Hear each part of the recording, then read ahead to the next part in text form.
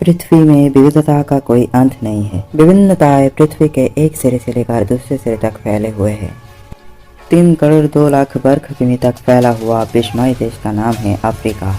दुनिया के पहले विश्वविद्यालय और वर्णमाला के आविष्कारक का घर इस देश को सभ्यता की जननी कहा जाता है। जिनके हाथों से सभ्यता का सफर शुरू हुआ, आज बाकी दुनिया उनसे ख्वाब में है। इसका मुख्य कारण सूचना प्रौद्योगिकी के इस युग में अफ्रीकियों की अलग जीवन शैली है। यहाँ पे मुर्गे, बकरी, गाय, कुत्ते से विवाह का रिवाज होता है। खूबसूरत होने के लिए अपना होंठ काटना, दांत तोड़ना कौन सी बुरी बला है। बहुत से लोग अपने जीवन में केवल एक ही बार नहाते हैं। आज दुनिया की सबसे खतरनाक जातियों की बात करने वाले अफ्रीका के कंध में लेनिया उपजाति विवाह में एक पत्नी का मूल्य किया जाता है 8 तांबे का क्रोश, 35 मुर्गे और 4 कुत्ते से। इस देश में पंडा कबीले के महिलाएं चूजों को खाकर अपने विवाह योग्यता का प्रदर्शन करते हैं। शाही रीति रिवाज के अनुसार खाने के बाद ही विवाह की योग्य माना जाता है और अगले 1 साल तक परिवार ने उसे बहुत ख्याल रखता है। और इथियोपिया में अगर किसी इथियोपियाई को कोई लड़की पसंद आती है तो बिना प्रपोज किए सीधा उसे चुन लेता है और उससे जाकर शादी कर लेता है। वहाँ की करीब 69% लड़कियों की शादी इसी तरह होते हैं। युगांडा की जनजाति शादियों में पति पत्नी एक दूसरे के ऊपर कुल्ली किया हुआ पानी छिड़क देने से शादी हो जाता है।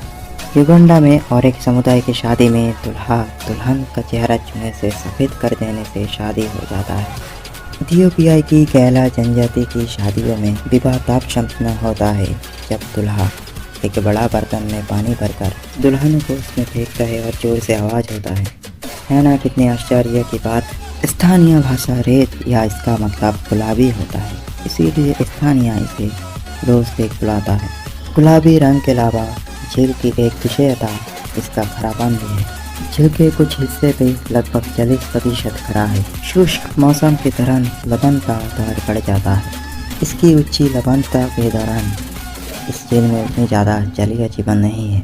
सेनेगल की इस झील को ऊपर से देखने पर ये एक रंग बिरंगी कलाकृति की तरह दिखने लगता है। इसे स्ट्रॉबेरी झील भी कहा जाता है। अफ्रीका के इथियोपियाई जनजाति सूरी कठिन धार्मिक प्रथाएं लड़कियां खूबसूरत दिखने के लिए अपने होठों को काटकर उसमें लिपलेट लगाता है, साथ साथ कान में भी लगाता है। वो लोग जीवन का एक समय बाद अपना आगे का दांत तोड़ लेता है, ये सोचकर कि दांत तोड़ने पे बहुत पैसा मिलेगा।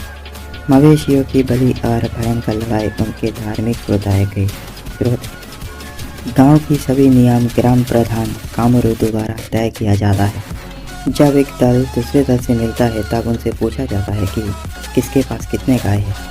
सूरी लोगों के पास गोमांस से ज़्यादा महत्वपूर्ण है खून। यदि गाय के खुले में दूध ना हो तो गाय के गर्दन में छेद करके वहाँ से खून निकल लेते हैं। लेकिन सूर आमतौर पर मवेशियों को बेचते या मारते नहीं हैं। प्रत्येक सूर के पास 30 से 40 गाय होते हैं। सूरी समुदाय के शादी के समय लड़के के घर से लड़की के घर तक 60 गाय दी जाती है।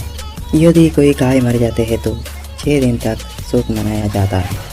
कुछ जनजातियों में नरभक्षण अभी भी मौजूद है। इसी प्रकृति को पुरु या क्रेकी रोग का कारण माना जाता है। कई बार लोग मानसिक बीमारी के कारण अवसादग्रस्त हो जाता है। कंगो बेसिन के आसपास रहने वाले कुछ जनजाति में ये प्रकृति दिख जाता है। ये जनजाति कंगो के दोनों नदियों के किनारे लगभग 200 मील तक रहते हैं। नरभक्षण का बहुत उच्च स्तर तक ये लोग बरकरार रखे हुए हैं। इनसे अन्य लोग भी मानव मांस खाने के लिए प्रेरित होते हैं। वो आमतौर पर मांस को जला के और भून के खाने में पसंद करते हैं। इनके लिए इंसान का मांस खाना बहुत आम बात है। विशेषकर अगर किसी दुश्मन को पकड़कर खाया जाए तो ये अधिक लाभकारी माना जाता है। उसका मानना है कि दुश्मन का शक्ति उनका अंदर आ जाता है। सूचना प्रौद्योगिकी के इस युग में अफ्रीका में कुछ जनजातियाँ ऐसे भी हैं जहाँ पे अभी तक सभ्यता का रोशनी नहीं पहुँचे हैं। उदाहरण के लिए शादी का इम्बा, ये अपने जीवन में एक ही बार नहाते हैं और वो भी शादी के पहले। ये लोग मरने तक अपने बालों को राख से धोते हैं। रिफ्ट वैली में रहने वाले माछा जनजाति के जीवन का एक हिस्सा है पशुओं से खेती करना। हालांकि पूरी तरह से संभव नहीं है, फिर भी वर्तमान शहर में उनमें से 1-2 आदमी को देखा जा सकता है। वो लोग पालतू जानवर का खून और दूध मिला के खाना बहुत पसंद करते हैं। वास्तव में वैज्ञानिकों का पृथ्वी पर कोई भी नरभक्षी पौधा नहीं मिला है, लेकिन दुनिया में कुछ मांसाहारी पौधे भी मौजूद हैं। ये पौधे छोटे छोटे कीड़े मकड़ी खाकर जीवित रहते हैं। अफ्रीका की जंगल में मिलने वाली हाइपनारा अफ्रीकाना नामक मांसाहारी पौधा। इस प्रजाति के कुछ फूल सुगंधित होते हैं या बहुत बदबूदार होते हैं। इस फूल से निकलने वाले खुशबू हर किसी को मंत्रमुग्ध कर देता है।